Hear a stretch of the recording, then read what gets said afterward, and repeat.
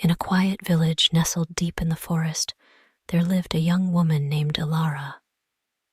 She was known for her kindness, her laughter that could lift the spirits of even the weariest soul, and her gift for storytelling.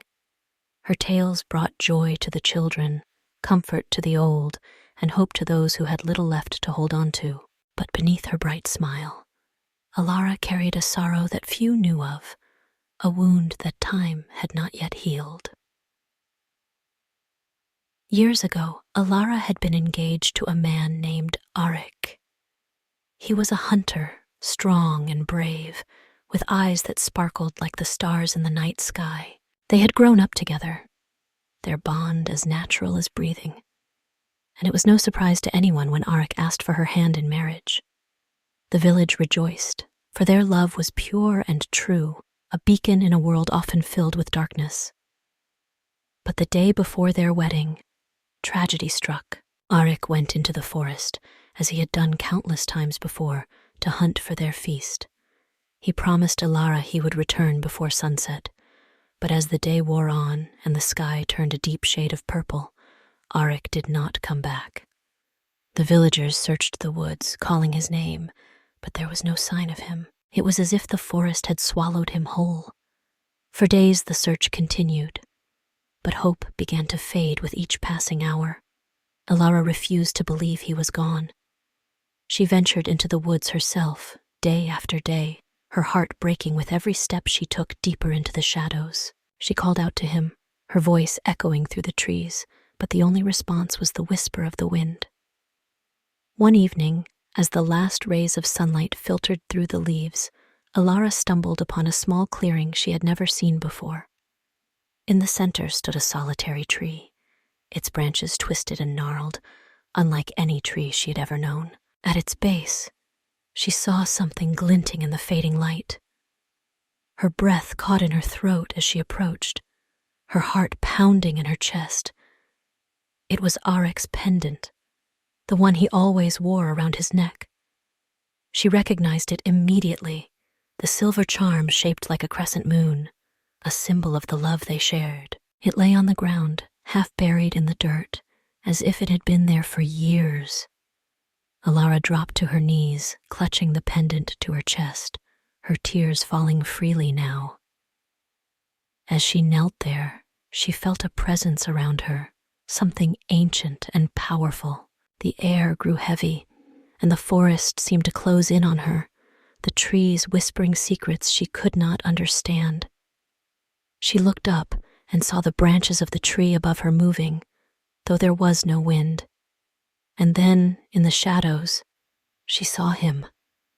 Aric stood beneath the tree, his form ghostly and pale, as if he were made of mist. His eyes, once so full of life, were hollow and distant, and his face was a mask of sorrow.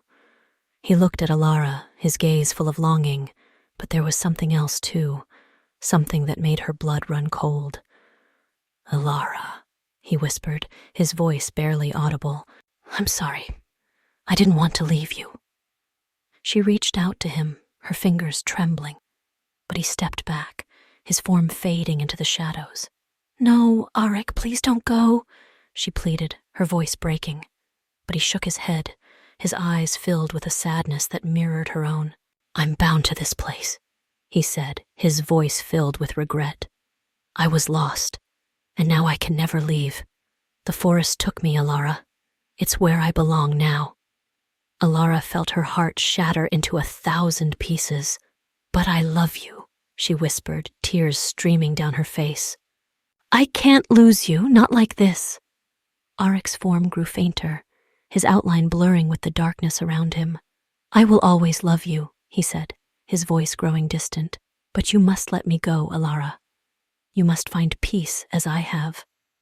With those words, he disappeared into the night, leaving Elara alone in the clearing. She clutched the pendant to her chest, her body racked with sobs, her heart breaking anew.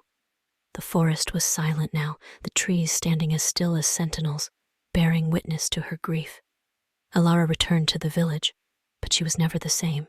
She still told her stories, still smiled and laughed, but there was a sorrow in her eyes that never left. She never married, never allowed herself to love again. Instead, she would walk to the edge of the forest each evening, where she would sit and listen to the wind in the trees, hoping to hear his voice one last time. Years passed, and Elara grew old. The village changed, new faces came and went, but her story became legend, a tale of love and loss, whispered among the villagers on dark, stormy nights.